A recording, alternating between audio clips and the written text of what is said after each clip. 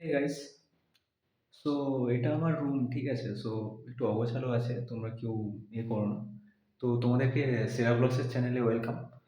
তো এবারে ব্যাপারটা হচ্ছে কি, আমি তো আমার রুম দেখানোর জন্য ব্লগটা করছি না। সো আমি অনেক দিন থেকে দেখছি যে এই আরশোলাটা ভাই এক জায়গায় বসে আছে, ঠিক আছে?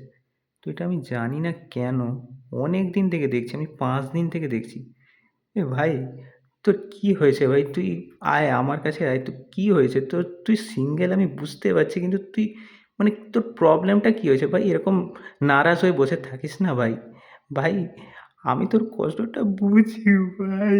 তুই কেন এরকম করছিস ভাই? তুই এরকম এক জায়গায় বসে থাকিস না। তুই একটু নড়, তুই একটু খেল, একটু কর ভাই। তুই এরকম করিস না ভাই।